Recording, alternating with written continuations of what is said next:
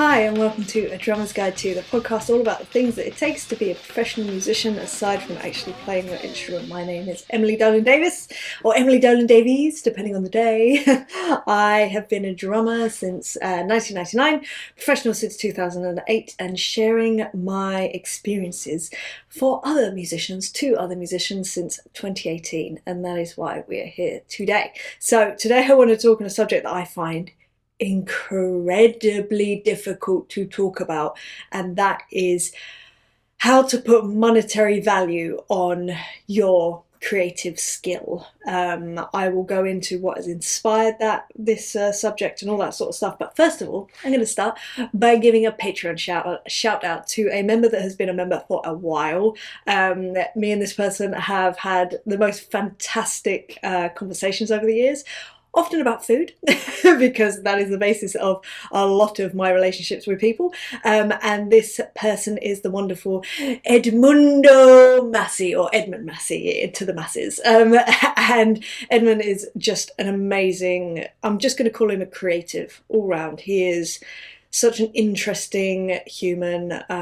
He also has a son who makes fantastic hats as well. I should have worn the hat. Why didn't I wear the hat? I apologise, I'm dropping the ball here, but as I think all you guys can kind of like gather, there's a lot of moving parts going on in my life at the moment, so I'm just trying to stay sane basically. But if you want to check out Spiderhead Designs, that is Edmundo's son's hat company, and then Painted Porch Studios if you want to check out what Edmund's up to at the moment. But thank you, Edmund, or Edmundo, I can't call you Edmund, I can't, well, Ed, thank you for supporting this podcast for as long as you have, and yeah, you've been supporting it for quite a while now, so I appreciate you, thank you so much. Also, side note, if you have a suggestion for an episode in the future, if you go to emilydrums.com/AMA, and I know I usually say that at the end of episodes, but the reason that I'm saying it at this point is because someone wrote a question in that just said, really? A Baltimore Ravens jumper? So I was wearing a Ravens jumper the other week, and yes, so I have recently gotten into NFL in the last, it's not even been a year. I went to Wembley to go watch the Patriots versus the Jaguars, and yeah, just my friend, I went with my friend, and he explained all of the things that was happening on the pitch, because I had no idea, and I've completely fallen in love with it. So I was like, well, I need to choose a team, and I'll be honest, the only reason that I chose well, no, let me rephrase. The Ravens always stuck out to me, first of all. Like, they're the first team that I noticed actively.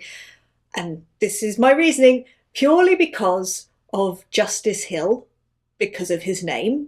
I was like, that's a cool name. Then you got Zay Flowers, fantastic name. And then I heard a bit of commentary going on, and they were talking about Derrick Henry, who used to play for the Tennessee Titans, and he was new to the team this year, I believe, and they were saying how, like, he's this legendary dude, but he came into the team and just was there with the attitude of like, look guys, I'm here to integrate into the team, I'm here to learn, there's always something to learn, like a very open attitude. And I was like, I like that vibe. And I was like, yeah, like, noted. And it was a heavy note. And then I sort of went through a few other teams and was like, yeah, like I enjoy the Buffalo Bills, I think they're really good. I enjoy the Eagles, even though apparently their fans aren't very nice, which is a shame, because I think they're a really fun team to watch.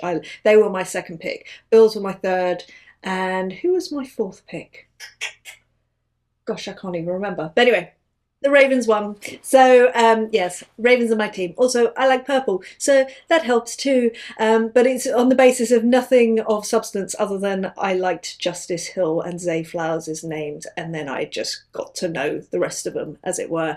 And Derrick Henry, I think, is hilarious when he's on form. He's so funny to me, the way he just steamrolls people. But anyway, we're not talking about that.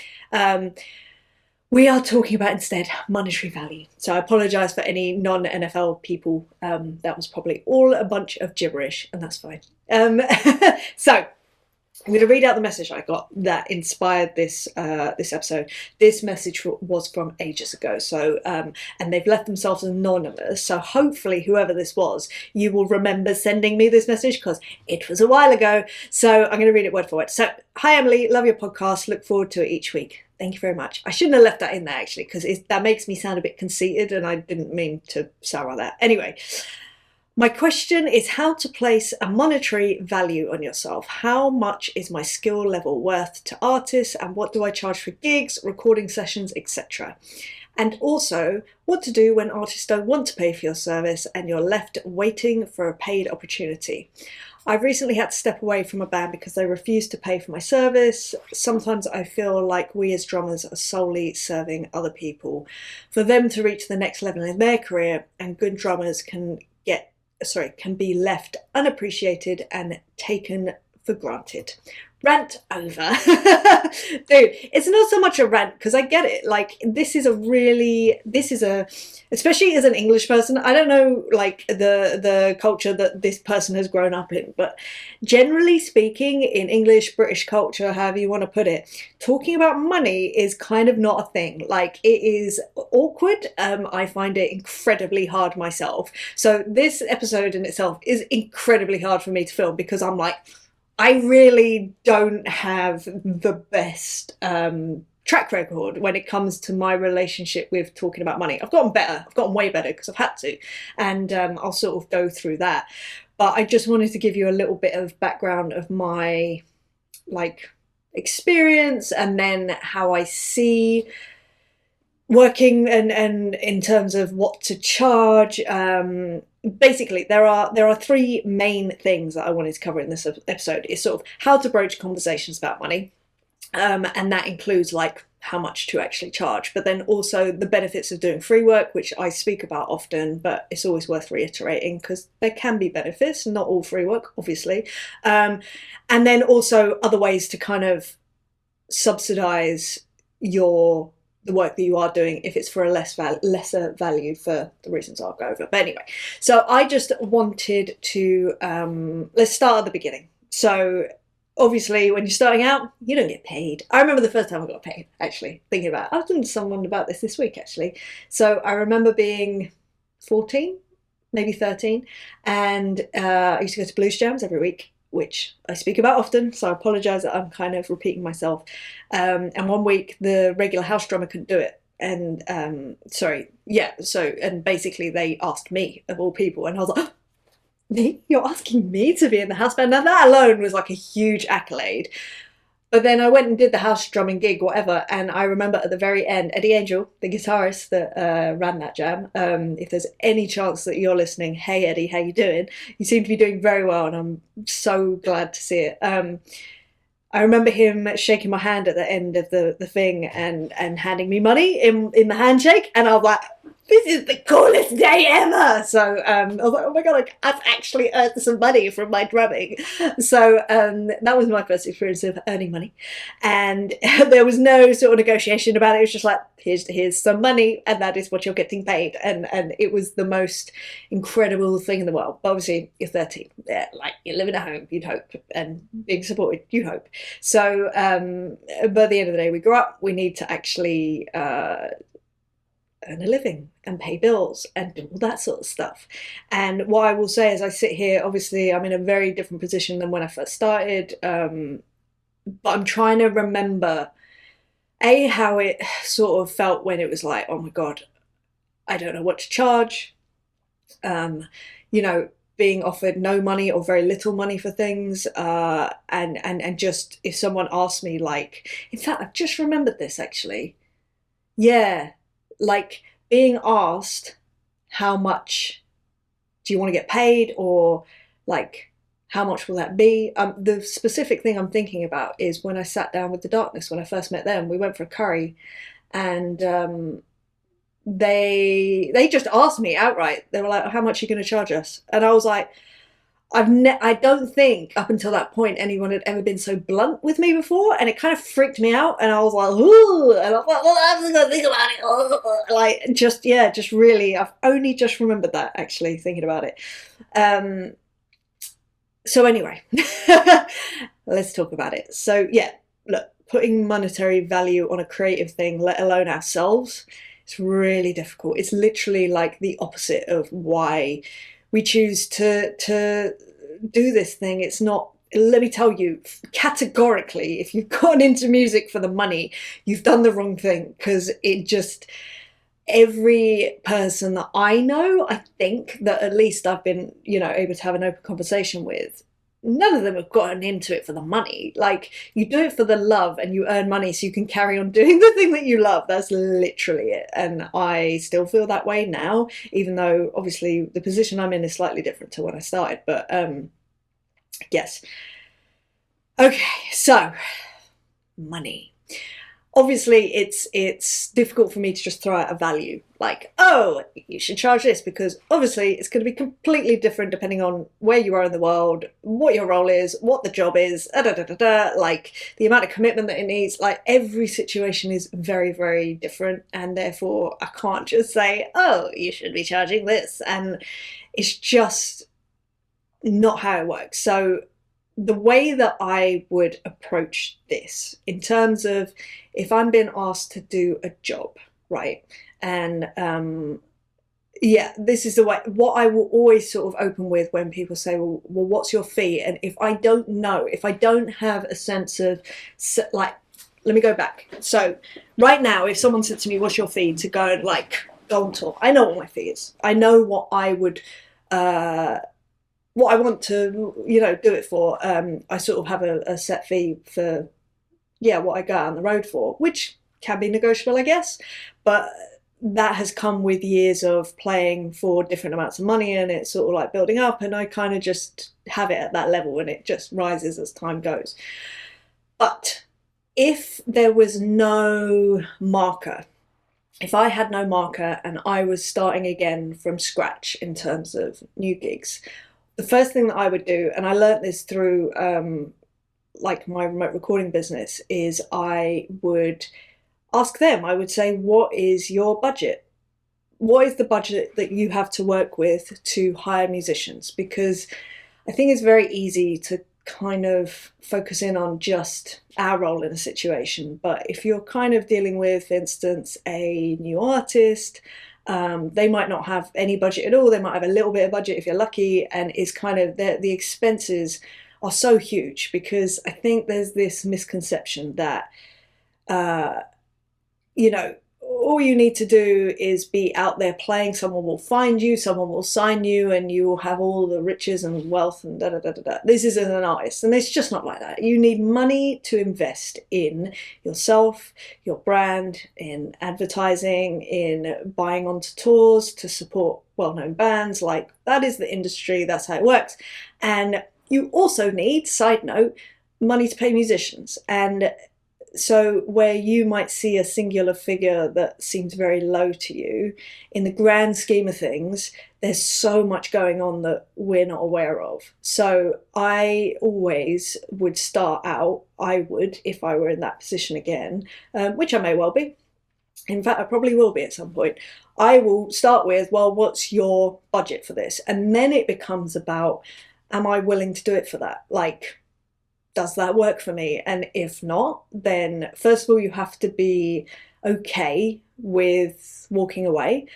But equally, if you think, oh, well, that cannot work for me, or maybe you've been playing gigs for a certain amount that's a lot more than what they're offering, then just say, well, my usual rate is X. Because this is the other thing. Sometimes people will come to you and you'll say, what's your budget? But maybe they're like, well, what's your rate? And they want to know your rate first, like you're the one making the first move. So you can do that. Literally, you can just throw out a number if you really want. If you're really feeling brave, again, it's kind of a risk, but you can pitch it as, this is how I would pitch it. Well, my usual rate is X amount. But what's the budget that you're working with? Or what did you have in mind? Let me know if that's in line with what you were expecting. Something around that, because then it becomes a conversation. Because I think money talks can be so, at least for me, they feel very heavy and very scary and very, very black and white, in that to me in my head, sorry, I'm sort of chuckling because it's actually insane the way that I'm saying this, but the way that if I said, oh, I charge this amount, in my head it would be a yes or no answer, and that's it. It's not it at all. It would be a conversation. Once in my life have I had a conversation on the phone. And this is a reflection on the manager. Can I just say this reaction? Because this is unusual. So they called me up for a tour and they said, what's your rate? And I said, well, my regular rate is X amount. And they laughed, first of all, which is always nice. And then they went, oh, well, to be honest, Emily, that's a non-starter. Like, that's a ridiculous amount. Look, don't worry about it. And literally hung up on me, which I was like, I was quite taken aback by it, to be fair, and quite disappointed in the moment. However, again, this was more a reflection on that manager's professionalism, because that manager like got fired, I think, maybe 6 months later, and I got the call again after that from the musical director, and we talked about money, and they were like, "Yeah, that's fine."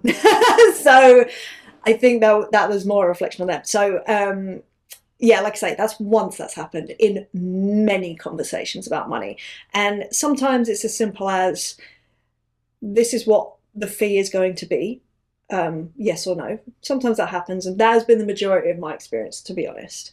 And then it, like I say, it just becomes about, you know, do I choose to do it for that amount of money? Can I afford to do it for that amount of money? Because the other things you got to think about is things like, if you're going to go on the road for a month, well, you've still got bills at home to pay, still got a mortgage, still got, you know, electricity, gas, all that sort of stuff.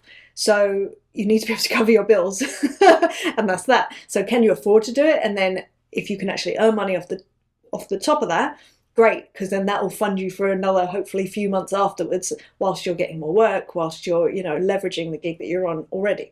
So that's what you would hope for, at least. The other thing is that it's very easy to forget that because we love what we do, because it is a creative job, it's very easy to forget that it is actually a job. And sometimes when you're working with other creative people that may have a day job or whatever, or a second job or whatever else, they will project their feelings about their role, their value, all of that onto you. And that is something to just remind people of sometimes. It's just like, look, this is my job. Like, this is how I earn my living. I can't afford to work with you for free. Even if I, you know, maybe you would want to, but I will come on to that in a second. But the other thing is, so I was talking to a student about this the other day. So they were talking about their pricing remote recording, and what my experience has been, certainly, and a few other people that I've spoken to about this. So sometimes because sometimes you want to price yourself in a way where it's like you want to do the work, but you don't want to accept nothing, but you're like, well, I'll just accept something, and that's a low amount. There is a time and a place that can work. However, what I will say is that often, in my experience, the lower price that you charge, and this is especially relevant in remote recording, the lower the quality of the musician that you're going to be working with. And that isn't, I'm not going to say that, what's that thing? Correlation is causation, or causation, whatever. It may be a correlation in terms of, yeah, they're not wanting to spend money on their craft, as it were, on their music that they're going to release or whatever.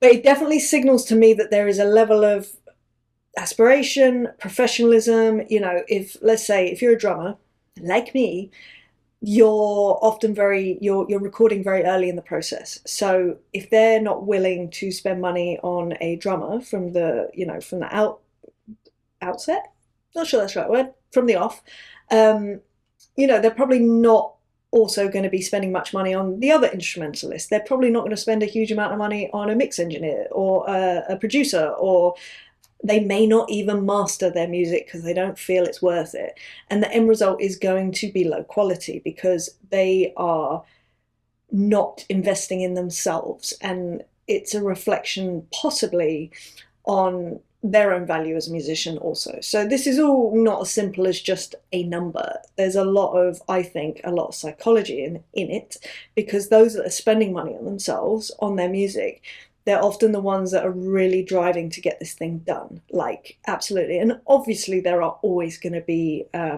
outliers in this situation, but I can only speak from my own experience, and it's generally what I find.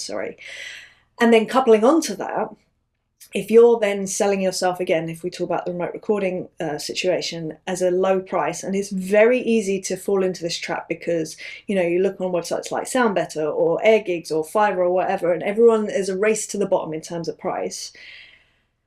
It's easy to focus on that and try and be the lowest price, but the problem with that is that low price signals low quality to the people that actually want to spend the money. They want higher quality, and they know that they're going to have to pay a higher price.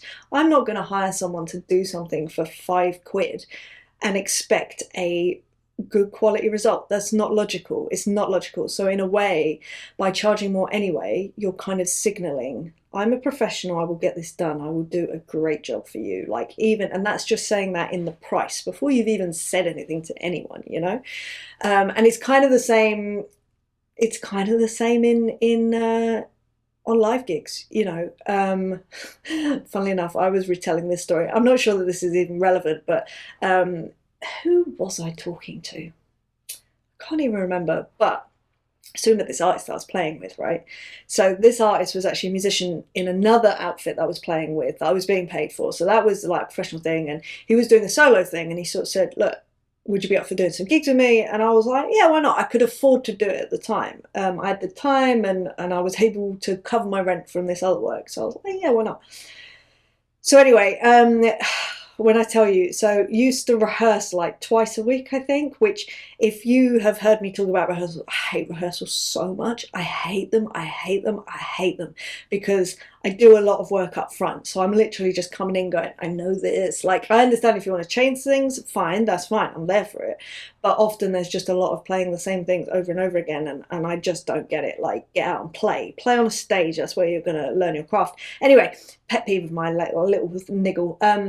But anyway, I was doing this sort of twice a week rehearsals, you know, driving to and from, not being paid, doing gigs, not being paid, none of that. But it was all kind of with a view to, it wasn't even exposure. It was more like maybe a long-term thing. And I don't know, to be honest, looking back, I don't remember what the logic was.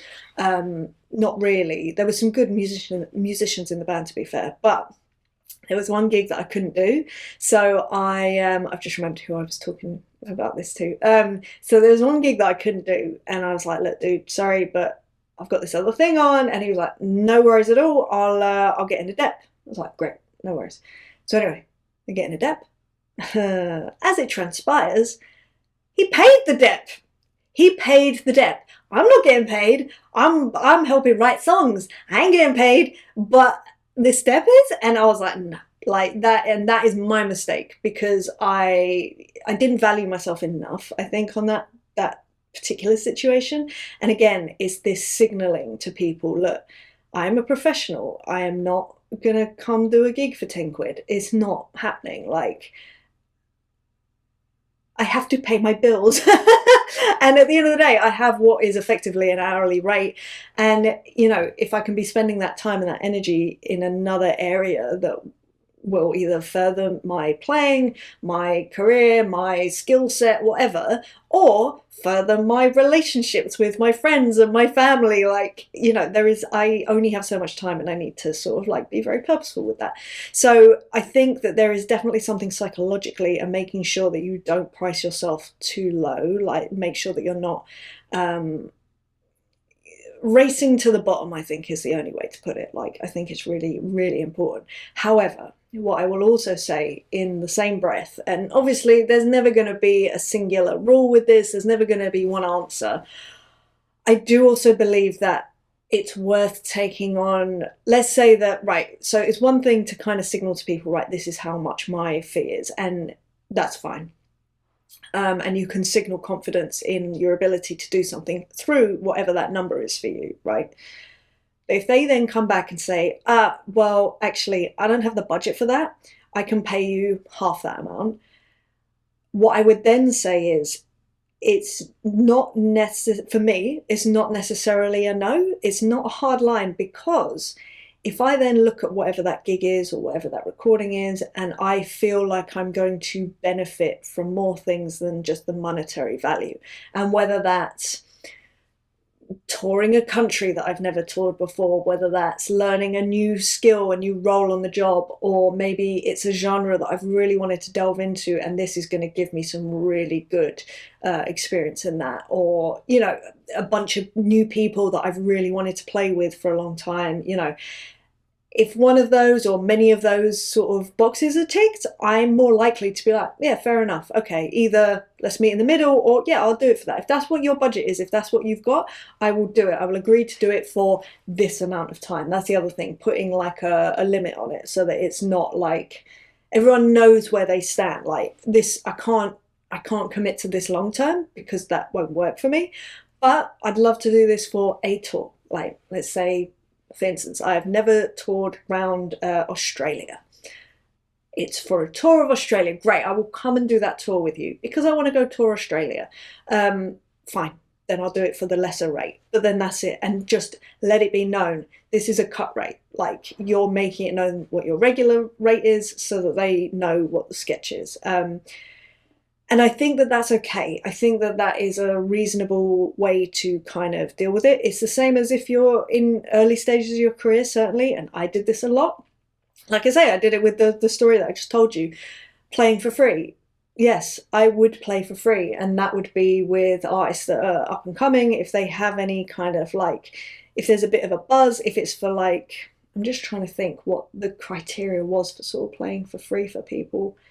I think if it was just sort of like new people, new circuits, like new circles to play in, I would go and do it. Like, even if it was just to go and audition, I would just go audition and just see how I felt about it. And then know when to leave as well if it wasn't serving me anymore. And again, it was very much for me at that time, it was about just being out there and playing. It was about honing my own skills as a player. It was honing my own performance skills and just general drumming skills. And you know, sometimes a benefit of those newer artists that maybe don't have as much experience is that you are dealing with sometimes difficult situations that just come through inexperience. And if you can work out how to make them work, then when you start playing with professional people, oh my goodness, it's such a joy, because it's just easy. It's like, oh, I don't need to think about that.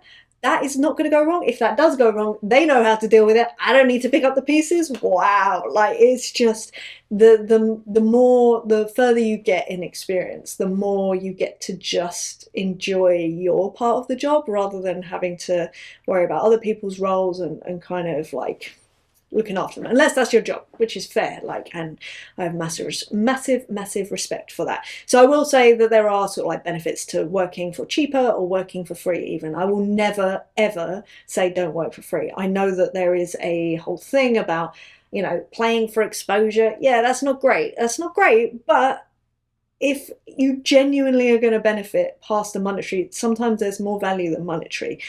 But the reality is, we've all got bills to pay as well. So the way that I would also sort of have that in my mind's eye is have something else that will subsidize your want to play with artists or whatever, get on the road. Have a day job if you like. Now, when I was sort of like straight out of school, I was like, right, I know that I need to earn money. I was playing with a lot of artists for free at the time, like originals artists, but I was like, I need to earn money. And for me, the options were, so going on the dole, which I did for a while, and rubbish, would not recommend. And then I was looking into getting like a bar job or whatever else, or working in a shop. I sort of like sent out a few applications. I mean, I don't think anyone got back to me. I wonder why. But then I was like, well, that doesn't make sense because they're not really in line with what I'm trying to do. And I was like, right, what about teaching? So I did traditional drum lessons for a while for people. Again, it just didn't quite fit. And then I was like, what am I doing? Why not get into some covers and functions bands. That way I'm still playing. I'm still going to be learning songs, which are going to be timeless songs, because that's why we're playing them on a function gig, because they are timeless parts. They are really iconic. So why not study that, learn how to do that? I can also be working on my performance and connecting with other musicians and an audience and all of that. Like, yeah, that makes sense. So when I was 18, that's when I really sort of like got into doing the covers band circuit thing, covers and functions. And that ended up actually leading on to going on tour with people and working, blah, blah, blah, blah, blah. But that was my main source of income for quite a while, quite a few years, up until I was, so 3 years.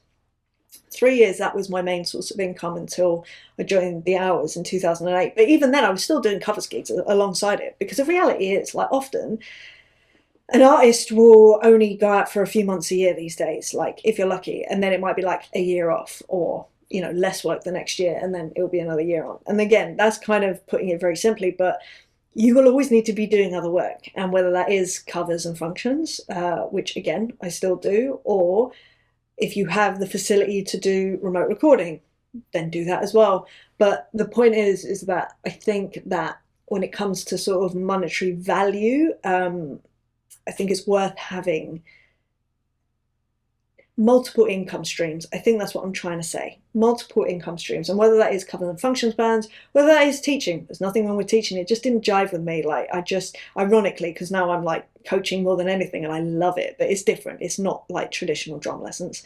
And it's for all musicians, which always makes it super interesting. I'm fascinated by the personalities of different instruments. Like, there is definitely a running theme with certain instruments. I love it so much. But anyway, that's kind of my thoughts on the whole, like, trying to put a monetary value on things, for sure, because, like I say, it's such a creative endeavor, and it seems so counterintuitive to then go, and this is what I'm worth. And the other thing is, we're all horrendously insecure and suffering with imposter syndrome. On the whole, I'd say, as a breed of human, imposter syndrome is the #1 quality that we all seem to have. And therefore, it makes it really difficult to kind of like put a value on our services. And then if there's any sort of pushback, that's going to freak us out, something chronic. But I'd say, if you can, just try to experiment. Just try. Throw out numbers, but be open to negotiation. Throw out what you would want to be working for. And, I'm not saying, say, right, I'm charging £10,000 a gig. That's not going to work. Like, ain't no one charging that, as far as I'm aware. Like, no one in my circle, certainly. But, that isn't going to be a thing. But if you can, like I say, great line, my usual rate is X. What does your budget allow, or what did you have in mind with your budget? And just go from there. It doesn't need to be a hard yes or no straight away. There can be a conversation. It might be awkward, it might be difficult. Welcome to the world, that's what happens. I still feel awkward talking about money to this day. So it just is what it is. You kind of got to accept it at some point. There was one line that I actually wrote down here that I wanted to actually highlight. And let me just try and remember what I wanted to say. So, yeah, so at the very end of this question, this person said, good drummers are left unappreciated in terms of, like, they were saying, working with artists and sort of like bolstering their career versus your own. Yeah, so it's a difficult one, because I understand the thing of feeling unappreciated, but at the same time, like, I'm a support instrument. Like, it's my job to... It's kind of like with my coaching. I had this recently, right? So where one of my students, he's got this fantastic opportunity to basically go to Nashville, right? And go and spend, I think he's going to be there for 3 months. And he was like, yeah, like, it's amazing, but I'm really sorry, I'm going to have to stop coaching for a while. And I was like, half of me was like, oh no, but then the other half was like, oh yes, this is amazing. Like, this is, this is why I do my job. I want you to leave the nest, as it were. I want you to fly. I want you to just go do your thing. This is why we're doing this. And it's this weird sort of bittersweet thing. And I think it's similar with artists, because if you're in at the ground level, then yes, it's just hard, because sometimes they'll take you with them, sometimes they won't, and you can't control that.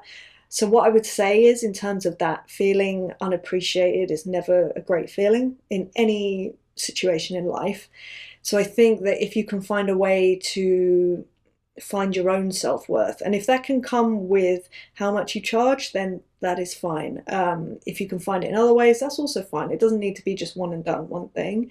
But yeah, I feel sad that you feel that good drummers are left sort of unappreciated, because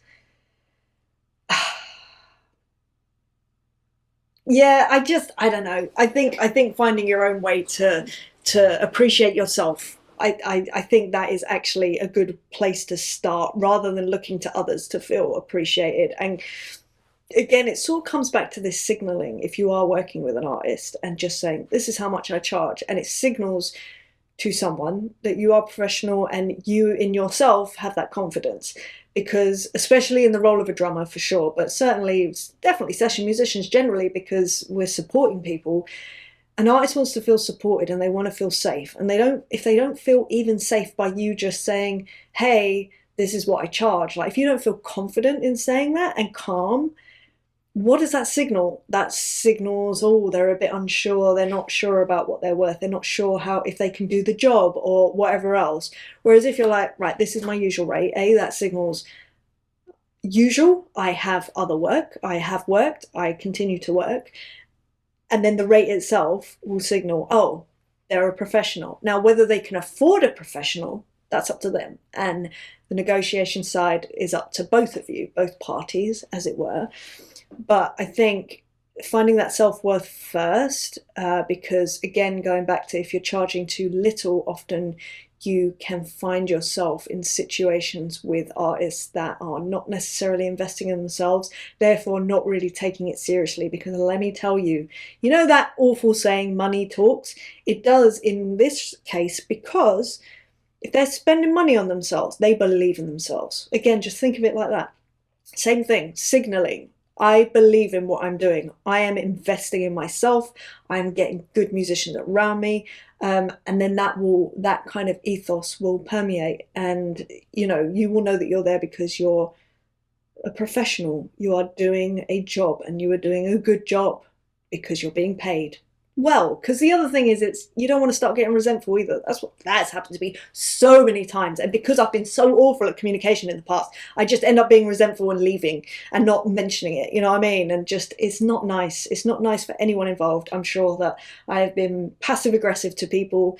I'm certain that I have been. It is a flaw of mine, but I've been working on it, and actually I'm much better now at chatting, actually communicating. What a vibe. And also hilarious. I do a podcast, and I haven't historically been great at communicating, at least in a very open, honest way. I will say I've gotten a lot better since doing this podcast, because it leaves me no choice. But anyway, I hope that this has helped you, random human on the interweb. I hope it's shone some light. I know, like I said, I don't have a definitive answer because I'm still working on this. I think running my business has definitely helped me face this kind of thing, and creating my own self-worth of like, right, this is what I choose to charge. And the reason that I'm doing that is not because I'm just a drummer, any old drummer, is because it's me, and it's because you're working with me. And it's not an egotistical thing. It's just like, I know how I treat someone when I work with them. They get my full attention. They get all of my heart and my soul and wherever else. And this can be on tour, this can be in the recording studio, this can be in coaching sessions. Like, you will get all of me. I don't, like, if I'm coaching someone, I'm not on my phone, I'm not looking at other things. I'm like, no, I'm here with you. Right now, this is me and you. We are looking at you. We are going to make things better for you. That's it. That's all that matters to me in that moment. And I know that I bring that to the table, and it's the same with recording. You know, I care so deeply about the artists that I work with. I care so deeply about their songs and what they're about and how I can add to that through my own experience. You know, it's just, for me, it's all about connection and doing all that. And in a world where I think connection feels lacking in a lot of ways, especially when it comes to working with someone, like hiring someone for some work or whatever, people are so obsessed, and I include myself in this, with things like automation. And you know, I love a bit of automation. Oh my god, it is like drugs to me. Sometimes I get on these little like missions with automation, but the value actually comes from one-to-one connection with people, 100%, and people value it so much. And we can all smell an automation a mile away. We can all taste it, that bot kind of taste in our mouth. But yeah, so I know that that's what I bring to the table. And as for my actual personality, well, that's up to whoever I'm working with, whether they feel it works for them or not. So yeah, that's kind of my take on it. Like I say, there's no definitive answers there. I apologize there aren't, but I don't think that there are generally in life.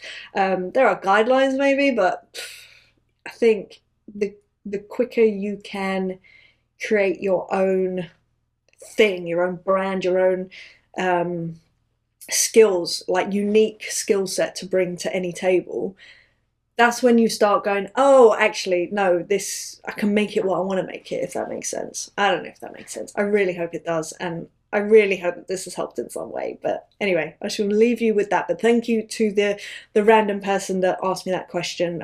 It's been in my list for a while, and honestly, I've been terrified of answering it because I don't have an answer, and I don't like not having an answer, but I need to be okay with that. So here I am, allegedly being okay with that. Interesting.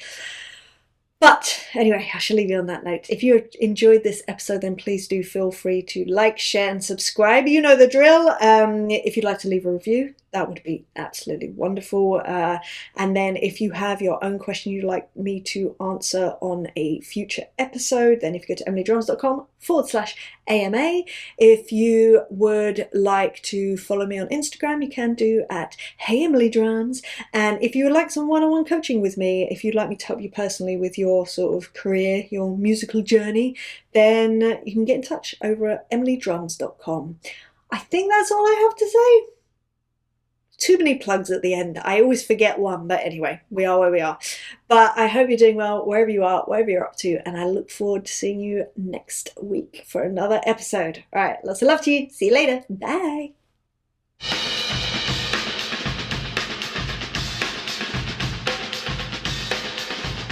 It's